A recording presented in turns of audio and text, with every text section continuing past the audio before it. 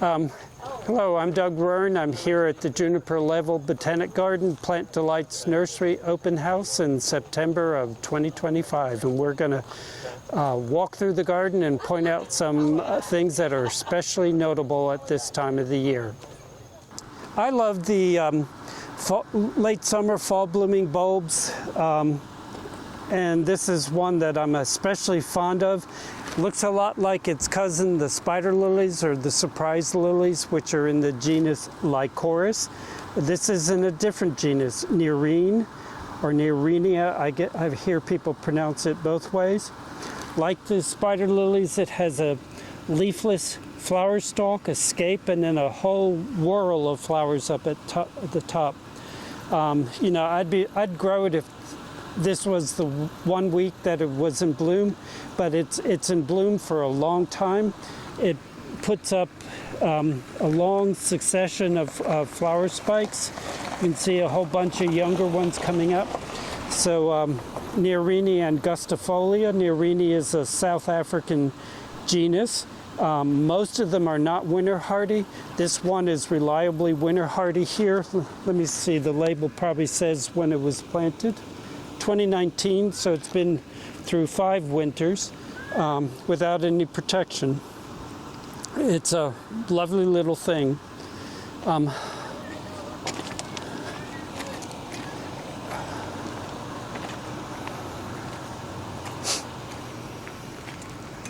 Fall is a especially good time for many salvias. This is Salvia Darcii. The cultivar is Presidio. Salvia Darcii was only discovered in 1991 in high elevation in the like 9,000 feet in the Sierra Madre Mountains in Mexico.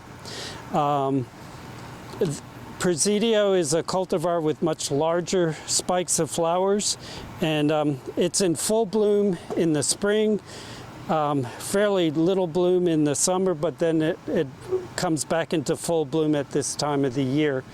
You know, it's about 3 feet tall, slowly becoming quite a large mass, and very sun tolerant and drought tolerant. This is a location that is very rarely irrigated.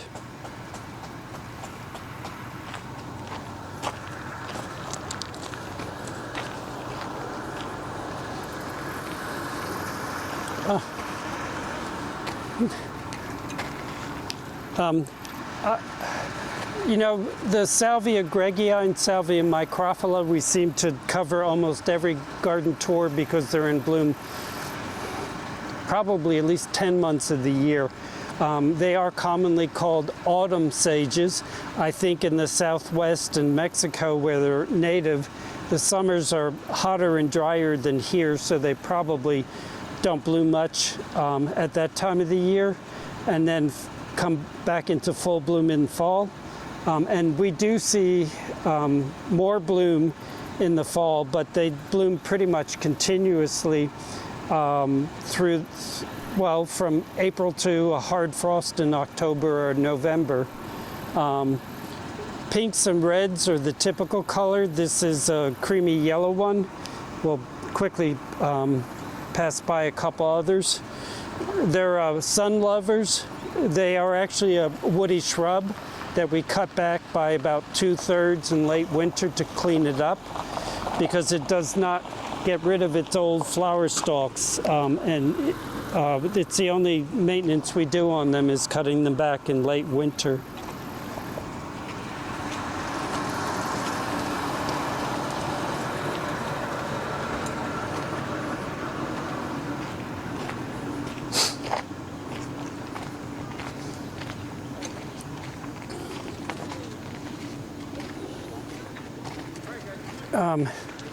This is another selection of autumn sage. This is one called Blaze, a nice sort of coral pink. The Salvia genus is really large. There are about 1,000 species. The largest number are probably Southwest U.S. and Central America and South America. Many are reliably winter hardy in Zone 7, but quite a few of them are not winter hardy. So select ones that are appropriate to the climate that you're growing in. Okay.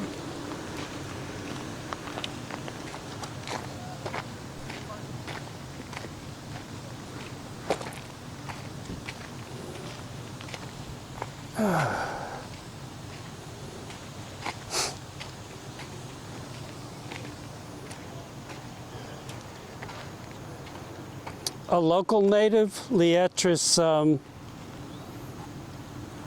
which was, Lord, I'm forgetting. Oh, Liatris pilosa was collected in Orange County, North Carolina, which is a county west of here. There are many species of Liatris. The thing that distinguishes a lot of them from a gardener's standpoint is when they bloom, because the earlier ones have been done for a long time. Couple little things that here's a real plant of the fall garden. Cyclamen Heterol. This is one of the winter hardy cyclamen. Starts to bloom in late summer. It blooms for months. It sort of intermittently through the late summer, but in fall it blooms really heavily. That's sort of a typically colored one. Late in the fall, it'll start to put up foliage. The specific epithet, hederifolium, means foliage like hetera, which is English ivy. It's shaped like an English ivy leaf, but it has beautiful silver mottling in the leaves, and some of the garden selections are entirely silver. The foliage is it's worth growing it just for the foliage. It's so beautiful. Heliotrope, Augusta blue. Last year it pretty much bloomed 12 months of the year. And the little daisy, Thymophylla, meaning leaf like thyme. It's a little short-lived perennial that produces enough seedlings so you'll always have it in the garden, but never too much of it. And then here's the same species of Cyclamen Heterol, but a white-flowered form. They don't need this really sharp drainage that we created for these dryland plants. Cyclamen Heterol is the easiest one to grow, and it's quite easy in a garden, provided the soil's not soggy. It's really good in a shade garden where the soil might be dry from tree roots, because they're dormant in, through the summer months and then come back into growth in the fall. Here's another plant that is very much part of the fall garden, one of the colchicums. The colchicums are sometimes called meadow saffron or autumn crocus. Well, they are not a true crocus. There are fall blooming crocus that will start blooming in October, but colchicum used to be in the lily family, and now that they've sliced and diced the lily family, it's in its own family, the colchicum family, the Colchicaceae. It's a old world bulb. Some species are native to Europe or the Mediterranean or even Africa. It won't put up foliage until the spring. It has big, broad, glossy green foliage, but it blooms for a fairly long time at this time of the year. It's growing from a bulb-like corm. It looks a whole lot like a long tulip bulb with a nice brown tunic. The bulbs are fairly expensive, but it is an absolutely permanent plant in the garden.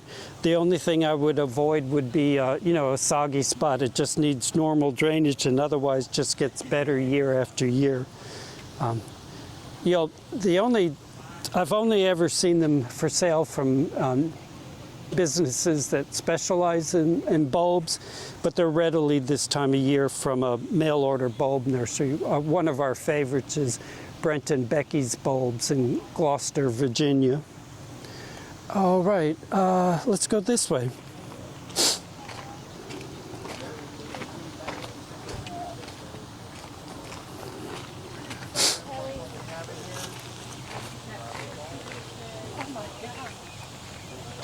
Ah.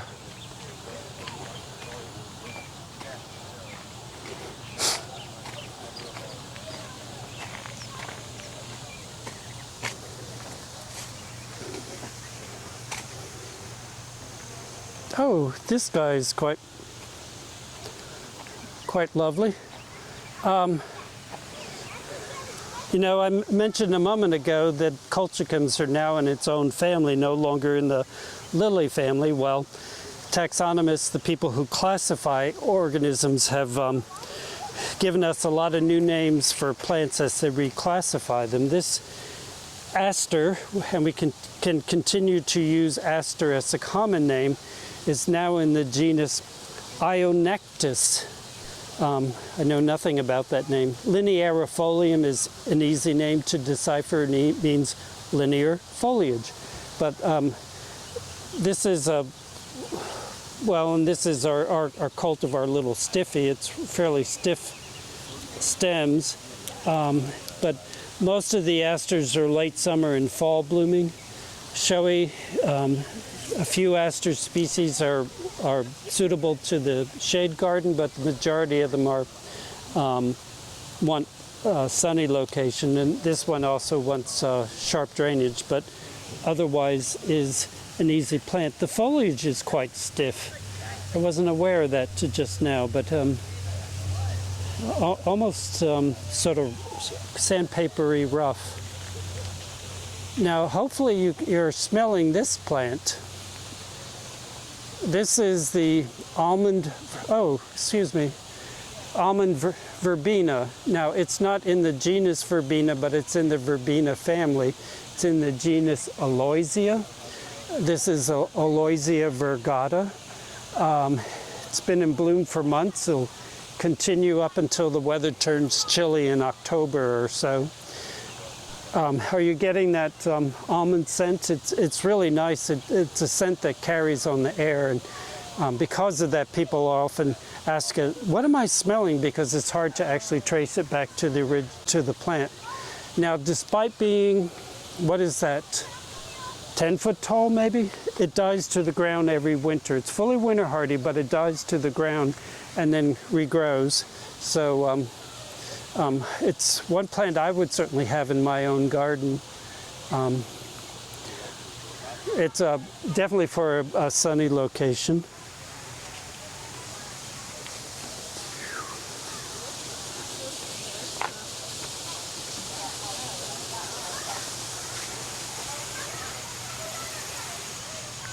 Of course, our agave collection is showy year-round, but because these variegated ones don't survive our cold winters, they go in the greenhouse for the winter. But they're real easy container plants. And we just met that Aloysia virgata. This is another species of Aloysia, Aloysia gratissima. It's also fragrant, and it also is highly favored by pollinators.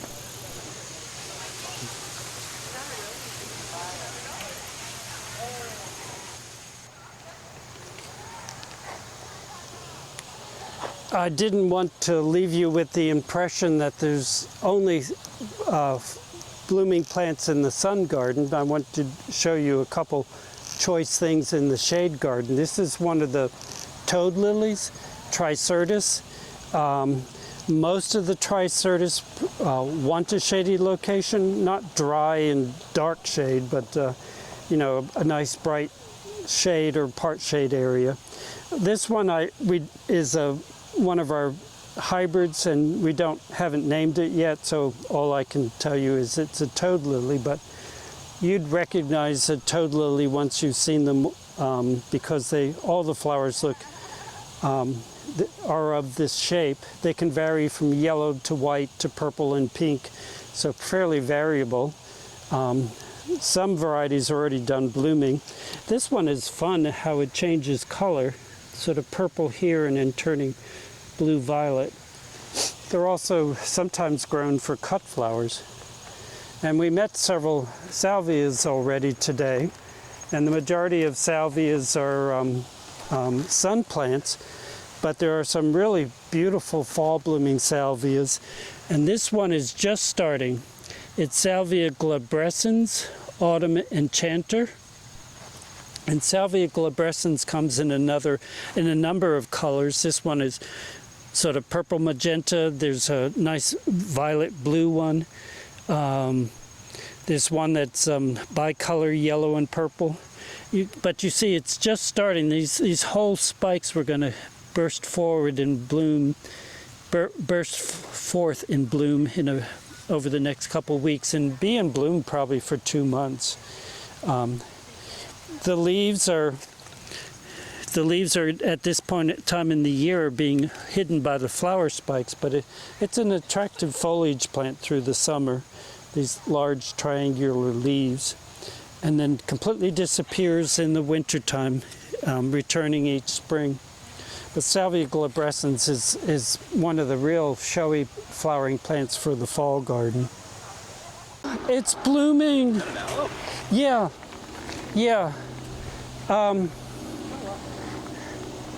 I just had this made my day. This is Aloe Saponaria. Used to be Aloe maculata. Maculata is the opposite of immaculate, and so something that is maculata is spotted, and you see the foliage is spotted. It's now Aloe Saponaria, which it's referring to soap, so I guess this is the soap aloe. It's the cultivar Fort Worth. Patrick McMillan, one of the world's best plantsmen, was in his Uber heading to the airport in Fort Worth, Texas, and saw this covered in snow and full bloom in a little old lady's garden. He told the driver, stop the car, knocked on the door, said, "Can I have a start of that?" And you know, I don't think the original owner of this plant realized how special this is, because most aloes are not winter hardy. Now, I used to work at the Ralston Arboretum, and there's a big stand there, and it blooms about 4 times a year, this being one of them. And I was able to, the Arboretum shared plants with us this real early this year, and so this has only been planted for a few months. But I'm hoping this will do as well here as it did at the Ralston Arboretum, because it's fun having an aloe just for the plant, but then it's really showy in bloom. It's, you know, these flowers haven't opened up yet, but they're going to be showy orange flowers. So Aloe Saponaria Fort Worth. Don't know if anybody is producing it yet, but maybe in time. I think of fall as sort of the peak for ornamental grasses. That's certainly not entirely the case, because there's a few spring blooming grasses and a number that bloom through the summer months. But some of the biggest and showiest are blooming in the fall.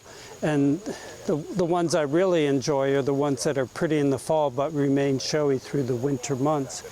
This is a grass native to the southwest U.S., the alkali dropseed, Spirobolus aeroides. And it's a big, well-behaved clump grass, but has these real pretty inflorescences this time of year. It's like most grasses, it wants a sunny location. This one is very drought tolerant, but there's other grasses that are good for wet sites.